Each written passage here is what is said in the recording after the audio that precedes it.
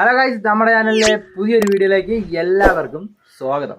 അപ്പോൾ ഗൈസ്, നമ്മൾ ചെയ്യാൻ പോകുന്നതെന്ന് വെച്ച് കഴിഞ്ഞാൽ ഗൈസ്, നമ്മുടെ ഫിഷ് ടാങ്ക് ഫുള്ള് അഴുക്ക് പിടിച്ചിരിക്കുകയാണ്. കുറച്ച് നാളായി വൃത്തിയാക്കിയിട്ട്.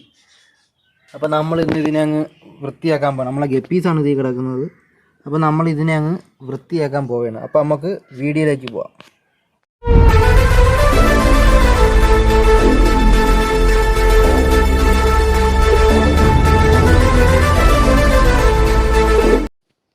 ഈ ടാങ്ക് വൃത്തിയാക്കാന്ന് വെച്ച് കഴിഞ്ഞാൽ ഒരു സിമ്പിൾ പരിപാടിയാണ്. കാര്യം എന്ന് വെച്ച് കഴിഞ്ഞാൽ നമ്മളിതിൽ മോട്ടർ വെച്ചിട്ടുണ്ട്, വെള്ളത്തിൻ്റെ അടിയിലിടുന്ന മോട്ടർ. അതിൽ സ്വിച്ച് അകത്ത് പോയി സ്വിച്ച് ഇട്ട് കഴിഞ്ഞാൽ അപ്പോൾ തന്നെ വെള്ളമെല്ലാം പോകുന്നതാണ്.